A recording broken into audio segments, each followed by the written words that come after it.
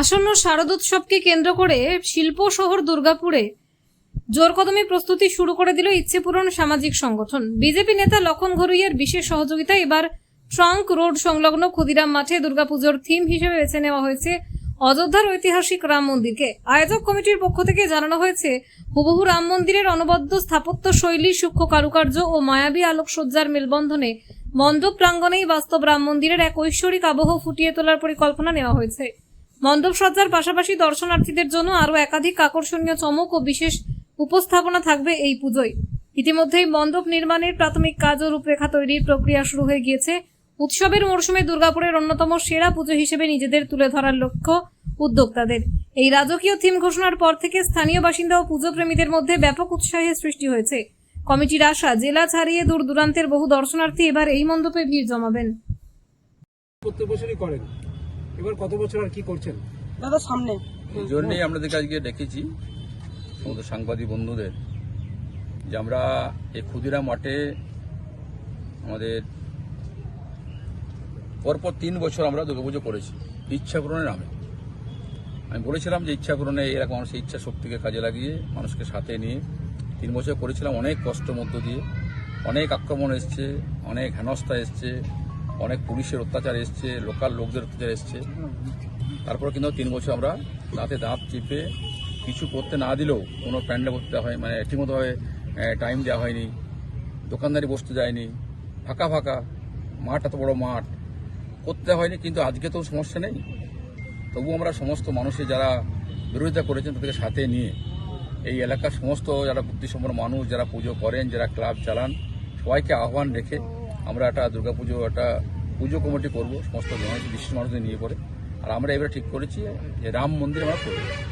সেটা আমাদের মধ্যে, হ্যাঁ, অযোধ্যা রাম মন্দির অনেক বড়। হ্যাঁ, স্বাভাবিক আছে, বড় আছে। আমরা যিনি রেকর্ডার আছেন, আমাদের অনিমা রেকর্ডার, তিনি আমাদের সাহস দিয়েছেন, রক্ষণতা করুন, আমাদের যতটা সম্ভব হয় সেভাবে সহযোগিতা করবো। অনেক মানুষও সহযোগিতা করছে, বলেছে না আপনি করুন, আমরা সঙ্গে আছি। যারা একসঙ্গে বিরোধিতা করছেন তারাও জানেন, আমরা যারা বিজেপি সকালবেলাতে তৃণমূল ছিল 8টার সময়তে, পরে নির্বাচনের পরে 3টের সময় তৃণমূল ছিল বিজেপি হয়ে গেছে, তারা এখন এগিয়ে আসছে। তো এরকম তো নেই, আমাদের এটা পুজো, এটা রাজনীতির কোনো সম্পর্ক নেই। সমস্ত মানুষের সাথে নিয়ে, সমস্ত পুজো কমিটিগুলোকে আহ্বান রেখে, সমস্ত ক্লাবকে সাথে নিয়ে আমাদের কর্মীদের অক্লান্ত পরিশ্রমের করেছি, সেই কর্মীরাও থাকবেন। আমাদের একটা কমিটি আছে, ইচ্ছা পূরণের কমিটি। আমরা এবারে রাম মন্দির করছি, সমস্ত মানুষকে আখন্তে আহ্বান করছি যে আপনারা কমসে কম 8 দুর্গাপুরে, হ্যাঁ, এটা দ্বিতীয় না হয়ে যায়, তা অ্যাডভান্স জানিয়ে দিলাম। ক্লাব বলতে না পারে লক্ষণদা আমরা ঠিক করেছিলাম, আপনি করে দিলেন, আমাদের বুক করে দিয়েছি প্যান্ডেল, আমাদের বলেননি পরে, এরকম যেন বলতে না পারে, তাই জন্য অ্যাডভান্স সমস্ত মানুষ জানানো হচ্ছে দুর্গাপুরে এটা আর যেন কেউ না করে, আমরা যেন এটা একটাই থাকে। বাকি বহু রকম পুজো কমিটি আছে, বহু ধরনের প্যান্ডেল আছে, তারা সেগুলো করবেন। ইতিমধ্যে আমাদের অগ্রণী ক্লাব তারা এটা কি শুরু করেছিলেন যে আমরা রাম মন্দির করবো। আমি কথা বলেছি, ভাই আমরা তো অলরেডি বুক করে দিয়েছি, সঙ্গে সঙ্গে বলতে ঠিক আছে তোমরা করো, আমাদের কোনো আপত্তি নেই, আমরা অন্য কিছু করে নেবো। ওরা শুনলাম অক্ষত আমরা কি করছি। একটা জিনিস জিজ্ঞেস করবো, এই রাম মন্দির করতে যাচ্ছে, অনেক বড় বাজেটের প্যান্ডেল হবে বা পুজোটা হবে, আপনাদের মানে খরচের জায়গাটা কোন জায়গা থেকে এত টাকা? না দেখুন, আমরা তো প্যান্ডেল ছোট 3 বছর করেছি, ছোট করিনি, প্যান্ডেল বড়ই করেছি এবং বড় করেই করেছি। কিন্তু এবারে স্বাভাবিক আছে, দেখুন সরকার পরিবর্তন হয়েছে, যারা আমাদের 10 টাকা দিতে তখন 100 টাকা দেবে, 100 টাকা 200 অন্য কিনা 100 টাকা 200 দেবে। তো এত বড় দুর্গাপুর ইন্ডাস্ট্রি এলাকায় এত মানুষ আছেন, এটা ক্ষেত্রে কোনো সমস্যাই নাই। আমাদের দুর্গাপুরে অনেক বড় প্যান্ডেল হয়, কোটি কোটি টাকা খরচার প্যান্ডেল করে, আমাদের অত ক্ষমতা নেই, আমরা অত মেলা বসাতে পারবো না। কিন্তু প্যান্ডেলটা আমাদের বহুদিনের স্বপ্ন। রাম মন্দির আন্দোলনে, অযোধ্যা আন্দোলনে আমি অনেক সময় জেল খেটেছি, বেনারস জেলে ছিলাম, 90 সালে গেছিলাম, 92 সালে ওই ঢাঁচা ভেঙে এসেছি। আমার অনেক দিনের জেল খাটা অভ্যাস এবং অনেক আন্দোলন করেছি।